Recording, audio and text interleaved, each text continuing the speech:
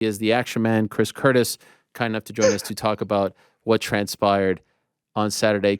We're sitting here, Chris, saying like, I can't believe it. How do you put this into words? How do you put this into words? Have you even digested this yet? Like, is this real to It you? was it was weird because I was like for 2 days I've been started waking up like, man, we're in a world where Sean's champion. And then like, I woke up today and it hit me. I was like, bro, I'm never gonna hear the end of this. Like it hit me today. Like I am never gonna hear the end of this. Like anytime we have an argument, he's just sit the belt down. Like, well, Kurt, let me tell you something. I'm like, oh, I'm never gonna hear the freaking end of this. But you know what? He earned it. He freaking earned that right. And it's just it's crazy, man. It's really cool to see. Like I think he's should be landing here sometime this evening. So I'm looking forward to that. But like, what a crazy. You know what? Thank you, Dricus. Dricus broke the timeline by beating Robert Whitaker, and everything's gone crazy since then. So good job, Dricus. He like snapped his fingers, the timeline broke, and now here we are. Okay, so I'm just curious, like going into the fight, now you could tell us in retrospect, your level of confidence. Did you think he could get this done? I don't like when he talks about it, I don't even know if he thought that he could do it like this, right? Like this one-sided beatdown. What were you thinking and feeling going into the fight? I knew. Like, here's the thing. I've always said like Sean is probably the toughest human being that I've met. Like when it comes to fighting, I love fighting. Like he's probably the only person I genuinely know who enjoys fighting more than I do. I knew he could win this fight. I didn't think he would make it look that easy. I don't think he thought he would make it look that easy. Like we all knew he could win. We're like Sean's, he's tough as nails. He's patient. He's aggressive.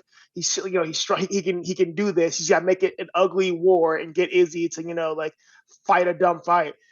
No one ever thought that he would like out kickbox Izzy. And like, I'm watching, and I'm like, this is not what you trained, but oh my god! But like, hats off, guys, to Danny Davis from Extreme Couture is one of the fighters there. He's kind of stepped into a coaching role a lot lately.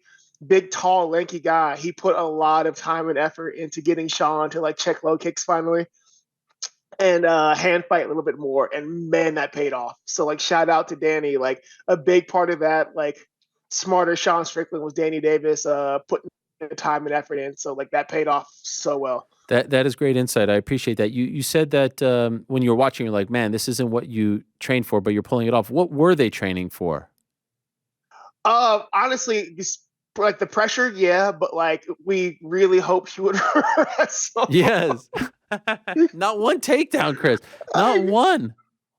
Really? I mean, look at Sean, like watching Sean spar, like whatever. He was just like he would shoot, but he was still just kickboxing people, fighting like Sean.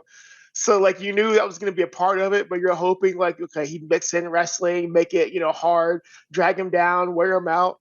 And everybody's like, is he going to wrestle? I was like, he's trained to wrestle, but like it's Sean, so he's going to get in there. And I said it a while ago somewhere. I got to find it. I was like, it's probably go in there and like, have a kickboxing match. And lo and behold, he went in there and he freaking won a kickboxing match against Izzy. Like, I don't think anyone saw that coming.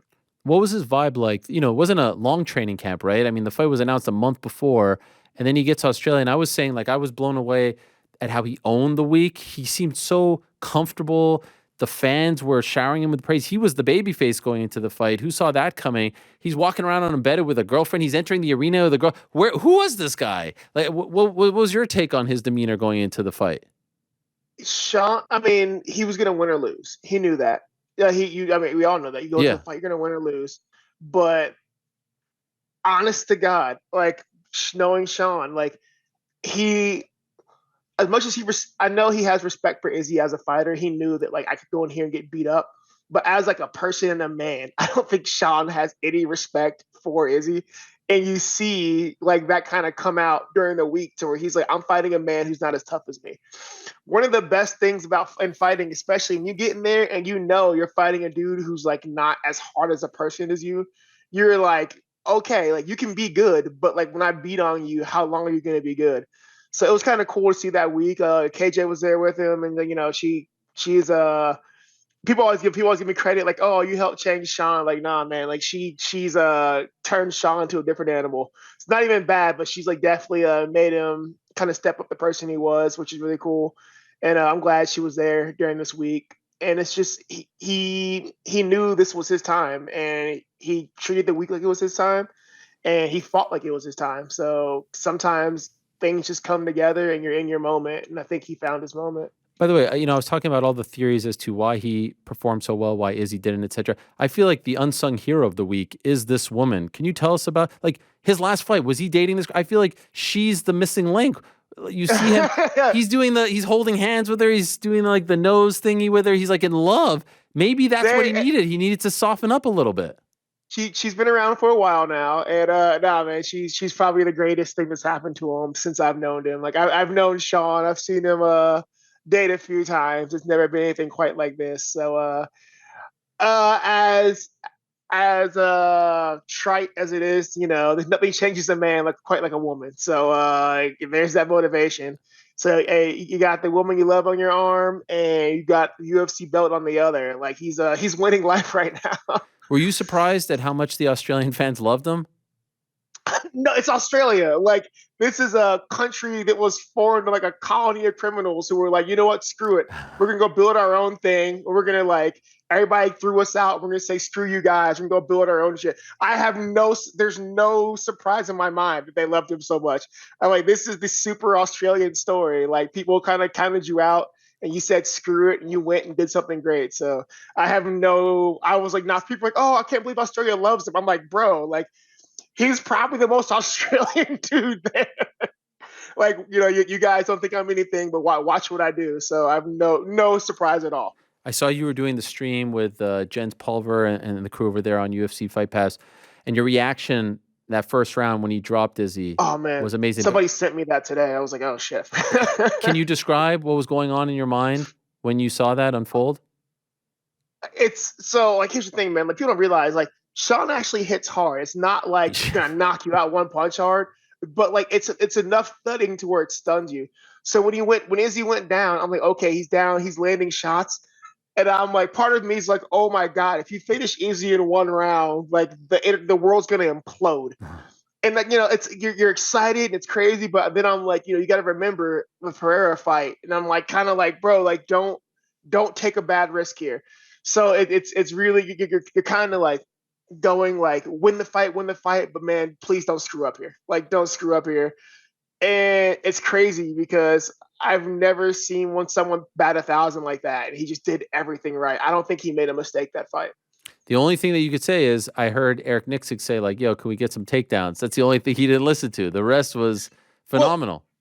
Well, once again, Eric Nicksick being like the freaking one of the greatest coaches I've ever witnessed, man. You ever hear him say, like, even Lorisenko pointed out, I've gotten in trouble for this as well. He's telling us like, hey man, like don't look at the snake charmer. Like you can't fall for the snake charmer. Izzy's one of those guys where he'll use a lot of movement and feints to kind of lure you into that like, what? Oh, well, I don't want to go. Do you go?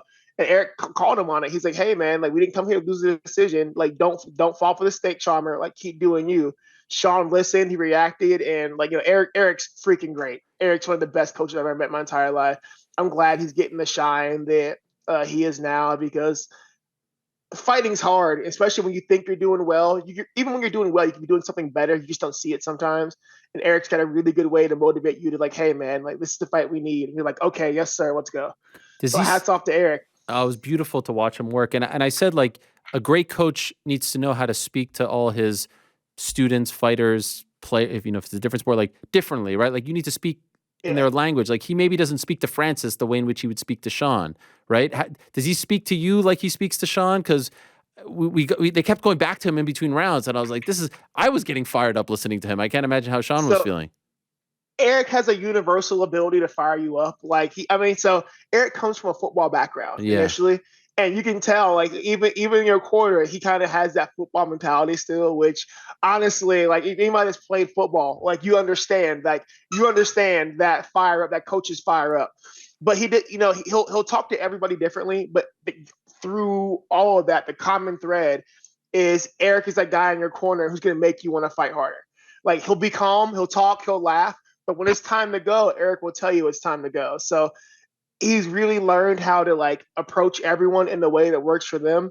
But at the same time, like Eric's always 100% energy. He's having fun in the corner. As much fun as you're having fighting, he's having that much fun in the corner watching it. Like don't let Eric fool you guys. Eric enjoys fighting. He likes the violence. And when he's in the corner, he's having he's probably having the time of his life more than most people there.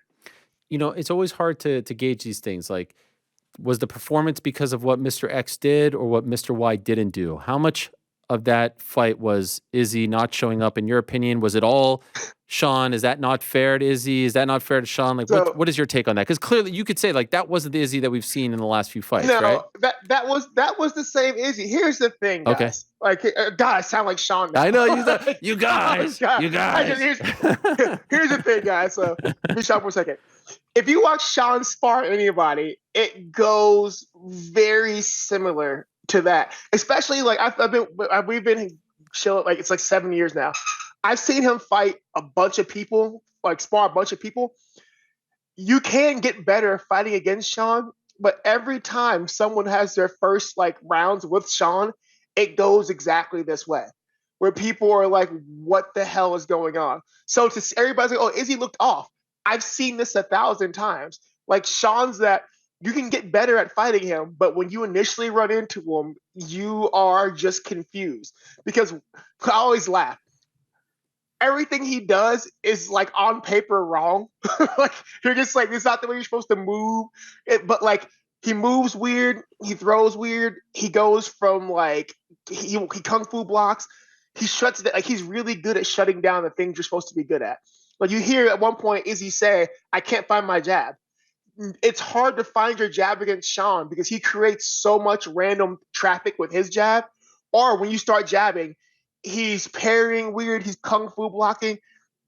In most combat sports, especially like kickboxing, boxing, everything's predated off of what? Your jab, right? Everything sets up with your jab. So when he just takes that away from you, like, no, it's not there. You can't out jab Sean. Like he's gonna win that battle. He's either gonna counter you or just make your jab pointless. And look at Izzy. Izzy's throwing jabs. He's getting his arm blocked up high. A few times he throws and Sean just bats his arm up and away.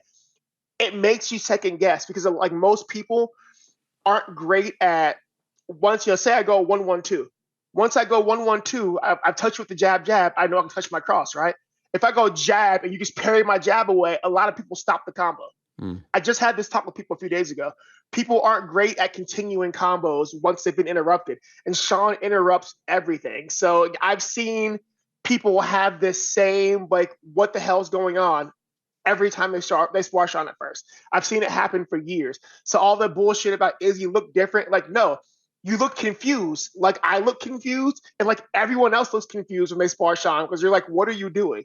So like, no, that's it's always going to be whatever. But like, no, that's bullshit. I've seen this happen for 7 years, and like, no, this is what he does. Okay. So like, people want to take his flowers from him. Like, no, man, give the man his flowers. He went out there and he fought like him. Who would you like to see him fight in his first title defense?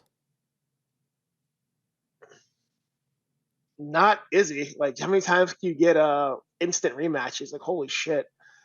Fuck, I don't know. I haven't even thought about it. Like, You've got Dricus out haven't. there. You've got the winner of Khamzat Paulo. You've got Izzy. Jared Cannonier flew all the way there. Honestly, I want to see him fight Paulo because I know they had beef. Yeah. And like, I know him and Paulo had beef, and I know Sean really wanted to fight Paulo. So I think that would be fun. I think Sean would really enjoy that fight. Like, he really wanted to beat up Paulo. Like, there was some talk going on there, and Paulo found a reason not to fight. So I think I think it'd be fun to fight Paulo, but I don't know, man. I haven't even thought about it yet. Like right now, I'm still kind of digesting the fact that we live in a timeline where Sean Strickland's middleweight champion.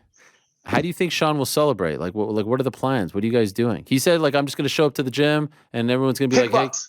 hey, kickball? I bet you. I bet you $10. He goes to In-N-Out on his way back. He's gonna stop at In-N-Out. He's gonna get burgers. Like we've had our In-N-Out's not great. I don't know why he loves it. He's gonna get In-N-Out. He's gonna have a table full of cookies. She'll probably make him sweets because like the dude, after he fights, he has like the biggest sweet tooth ever. So it's In-N-Out and like sugar. That's it. That's a celebration. No clubs, no partying, no nothing. I've never seen Sean I've never seen Sean party. Never. Really? It's just not his thing. Hats off to him. He's well aware of his limitations as a human and his limitations with people. So like, if you put him in a situation where Sean doesn't drink, you put him in a situation where other people are drinking and acting stupid, you can kind of see his patience, like you can visibly see his patience wear down. So instead of going to jail, he doesn't put himself in that situation. So he knows himself really well. So yeah, I can't imagine Sean partying. He's Imagine trying a to maybe get on a boat and go somewhere. I don't know. imagine a world where Sean Strickland is defending his title at UFC 300 in the main event. You know what? It's hard to like picture, but it's freaking badass to see, man. Like what it's just great, man. Like the entire world counted him out, and we knew he could do it. And I think he had doubt, but I think in his heart, I think he knew that he can do this. He's just a man. And he caught a lot of shit after the Pereira fight, but hats off to Sean. He didn't change who he was. He didn't change. That's why I say like, can I cuss? I can cuss on here, Sure, go can I? ahead. Yeah. Hey, fuck a lot of you people, because a lot of you people gave him so much shit for the Pereira fight. Oh, he can't do this, he can't do this, his style sucks. Fuck all of you, because he went out, and once again, the easier way would have been the smart way, would have been to wrestle, right? And he fucking went out and he did it his way. So like, somebody edit that fucking video of Sean in that fight. I want Frank Sinatra in the background my way. Somebody do that for me, please. Because fuck all of you guys that told him he doesn't know what he's doing. Like, he went out and he did it his way. Yeah, he absolutely did. You think he actually spars tomorrow? Yes, yes, he will. Well, I know he jacked his toe up, so we'll see how his toe's doing. But I'm 90% sure he'll spar tomorrow. Like, just because, what else is he gonna do? Have you talked to him? I talked to him right after the fight. Yeah, I talked to him, Eric, everybody. We talked after the fight, and he should be flying back. He should be landing tonight at some point. What was that Yeah, conversation like when you first talked to him? he was kind of like, all right, man. Like it's kind of, I don't think it's set in yet that like he was like championing. He's just kind of like lackadaisical. Like, yeah, man, it's weird. And I'm guessing like once he woke up Sunday, or I guess today for him, that it probably set in a little bit more. So I'll talk to him when he gets back. But like Crazy. he seemed just kind of like not out of it, but it hadn't settled in yet. Yeah, like, bro, you're the best guy in the world right now. Like, Unbelievable. you are undeniably the best guy in the world right now. What about you? Unfortunately, you got injured recently. Ian Garry, I think, responsible somewhat. Oh, yeah. Well, so was it so? Just clear something out. Okay. Ian Garry I know he got a lot of shit for it. Ian wasn't the main one responsible guys. Like the day before that, I had wrestled, and I had taken I took somebody down. I took a knee to the chest when I took him down. It just landed weird, so it was kind of weird. It felt kind of odd, and I was like, whatever, I'll deal with it. So Ian happened to land a kick when we were sparring. It bounced off my elbow and it just hit that bottom rib that I heard earlier, and it just completely separated the rib, and it like tore all the cartilage in my chest. So like, wasn't Ian's fault. Like, I probably shouldn't have sparred, but I wanted to help out, and that was not Ian's fault, guys. Like, he was really, dude, the guy's good at sparring, really controlled. It was just a freak accident that's probably already a little hurt. It wasn't Ian's fault. Okay, Like, he got some shit over that. It wasn't Ian. How are you feeling? I'm better, man. UFC insurance plan. I got like stem cells in the chest like twice a week for like 3 weeks, so I'm feeling better. Been sitting around on my ass for like 6 weeks, just kind of resting. So it's the first time I'm really like in a few years I've just kind of had time off. So I feel good, man. I'm gonna start practice again today. I've been sparring a little bit here and there. I've been afraid to grapple. So today we're gonna grapple for the first time. See how it feels. Hopefully, I'm good to get back into it, because my life is really empty when I can't train. And yeah, it's not great for my mental health. So hopefully, I get to get back into it today. Does something like Saturday's result, like, does that give you newfound, I don't know, confidence, adrenaline? Like, you feel like that, like, fuck, why can't it happen to me, right? Like, why? I'm not too far away from this. A year ago, Confidence, confidence, no. So for me, like, I'm happy as I am. I'm like, well, now I've got to do more, because I can't let the gap keep widening. Because at one point I felt like I could fight him on even ground, and now I'm like, the gap's widening. So I'm like, well, I can't. I don't want to be Artem Lobov. Like, I don't want to be Artem Lobov to his counter. So yeah, it's not my goal in life. So for me, it definitely lights a fire under my ass, to where like, okay, I've got to make some changes and get things different, because as much as I love him, I refuse to be Artem Lobov. I can't do that. So we're making some changes. what do you mean Next by year, changes?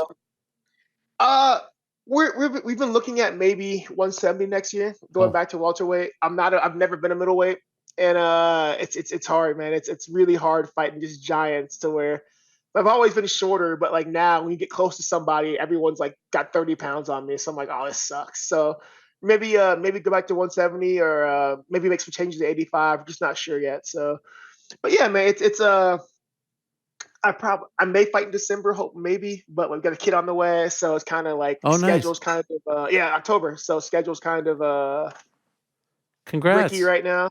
Thank you. I'm looking forward to it. It's interesting. Like I waited 17 years, 16 years between kids, so I'm like, all right, what a time to start over. I was almost done. Wow.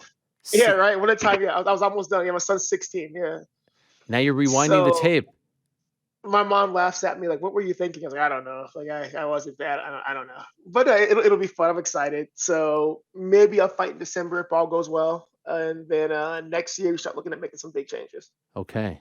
Wow. And what about the next episode of the podcast? I mean, now Oh my god, I this is going to be. I can't. I can't. You guys. So like waking up today, my like one of my first thoughts was like, man, we have no idea the hell that's going to be unleashed upon us because Sean's always been like a cocky dick. But now he has the irrefutable proof that his cockiness and like Sean, he's like, so even the way he trains, like we argue about the way he trains, but now he's gonna be like, well, the way I train has got me a world Yeah. championship. So now I'm like, I have no leg to stand on right now. And I'm like, oh, I'm just like, I woke up rubbing my eyes, like, God damn it. Uh, Yeah, so this podcast should be fun. Whenever he's up for it, we'll do that. That should be interesting. But like, yeah, I'm never gonna hit the end of this. And yeah, now you guys won't either. So congratulations. Welcome to my hell. I love that you keep saying you guys like he does. It's amazing. You Oh, speak like him. it's weird. I think we've slowly like have begun to bleed into the same person. I don't know if that's good for me or bad, but I don't know. He lives next door to me, so you spend that much time around somebody interacting, you kind of pick up on habits. Do you believe do you I believe him when mm, he says this doesn't make me happy? He said that at the press conference. I entirely believe it. And so God, yeah, I almost say here's the thing. Like, so I'm gonna argue that was mine before he took it from me.